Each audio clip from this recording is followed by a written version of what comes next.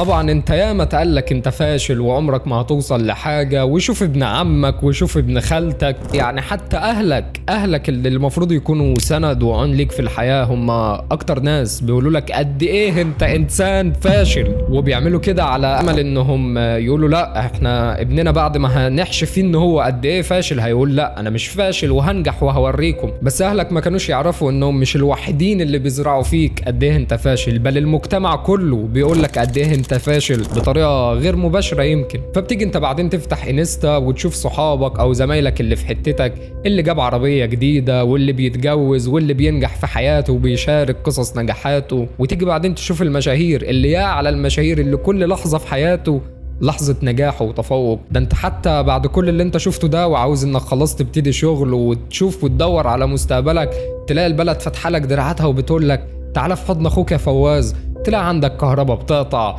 اشتراك نت بتدفعه كل ساعتين، وتلاقي عندك دفع بالدولار متعلق ما تقدرش تدفع. ده حتى الفلوس ده لو انت واحد بتدخل فلوس بالدولار تلاقي اصلا صعب انك انت تستلم الفلوس دي عندك، وصعب انك تمسكها بالدولار. فخلاص انت يا باشا الدنيا كلها مقفله في وشك، ما قدامكش غير حلين او حل واحد، انك تفتح فيس وتروح تشوف بوستات الفيس وتلاقي الناس اللي بتنزل لك بوست حمو بيكا بعد ما كان شغال جزار وبيقبض في اليوميه 20 جنيه دلوقتي بقى معاه عربيه مرسيدس ونمر العربيه مكتوبه باسم حمو. تجي انت بقى انت ما ينفعش، انت بتاكل نفسك من جوه، فتروح تكتب الكومنت بتاعك بص الدولة بتدعم الفشل والهلس والتفهين، وتكتب الكومنت من هنا تلاقي 5000 رياكت لناس بتدعمك وناس بتقول لك فعلا الدولة ما بتدعمش غير الفشل والتفهين، شوفوا الدكاترة والمهندسين والخريجين قاعدين على القهاوي ما بيشتغلوش. تيجي بعدين تحس انه فعلا انا في 5000 واحد متفق معايا، الغلط مش مني انا،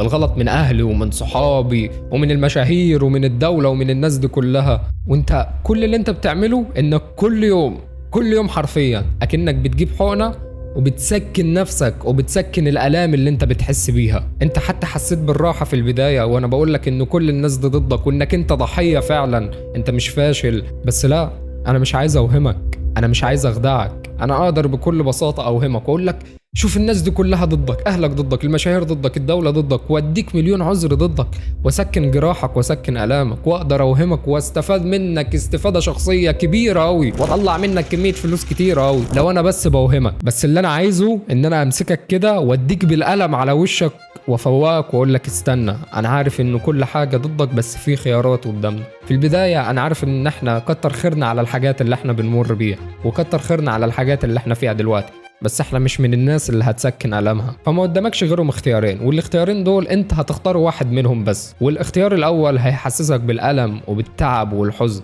والاختيار التاني برضه هيحسسك بالألم والحزن والتعب. فيعني الخلاصة الاختيارين دول كده كده انت هتتألم، كده كده انت هتحزن، كده كده انت هتتعب، كده كده انت هيطلع عينك. انت لو فضلت تقول انه الدولة والعيشة والاهل وكل حاجة ضدي انت هتسكن نفسك دلوقتي، بس بكرة وبعده هتفضل عايش في فقر، وكل يوم هيعدي عليك هتحس فيه بألم ووجع، وهتشوف ناس كتير بتعدي وانت زي ما انت قاعد بتقول الدولة والأهل والمشاهير والصحاب، هتوصل لمرحلة انك هتكره نفسك وتكره اليوم اللي انت اتولدت فيه، وممكن انك ينتهي بك المرحلة انك انتحر، او ممكن برضو انك تختار الاختيار التاني واللي برضو هيألمك وهيتعبك وتقول يا انا يا الدنيا دي، وتدوس على نفسك وعلى مشاعرك وعلى كل حاجة بتطعن فيك، وتبقى زي المحارب اللي بيحارب في معركة وهو مطعون في كل حتة في جسمه، كل حتة في جسمه واخد فيها طعنات، بس برضو مكمل وشغال بيحارب لا انا لا الدنيا دي. بس في النهاية المحارب ده هينتصر في المعركة دي. مفيش محارب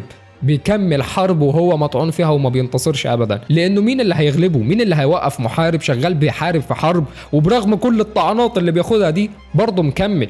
فمفيش حاجة هتوقفه غير ان هو هيوصل للحاجة اللي هو عاوز يوصل لها. ده يا اخي يكفي حتى انك انت بتحكي قصة نجاحك بعد ما مريت بكل الألم وكل الجراح دي، وتقول كده بكل فخر ده انا حصل لي كذا وكذا وكذا وكذا ومريت بكذا وكذا وكذا، بس برضه نجحت واديني دلوقتي واقف بحكي لكم القصة دي. حاجه دي لوحدها تكفي. الناس مش حابه تسمع واحد بيقول لهم انا والله بابي اداني مليون جنيه وبدات ماي اونر بيزنس وان شاء الله بابي ساعدني ومامي كمان ساعدتني في الاداره. الناس مش حابه تسمع الحاجات دي. انا مش بتريق على الناس دي، بس الناس مش حابه تسمع قصه النجاح السهله البسيطه دي. الناس مهتمه تسمع قصه نجاح محارب كان بينزف في المعركه وبعدين وصل للحاجة اللي هو عاوز يوصل لها. كل واحد فينا محارب وكل واحد فينا عنده أهدافه وحاجاته الخاصة وعاوز يوصل ليها، فخليك من المحاربين اللي عاوزين يوصلوا لأهدافهم ونجاحاتهم في الحياة. وفي النهاية ما تسمعش لعقلك، اسمع لنا. سلام.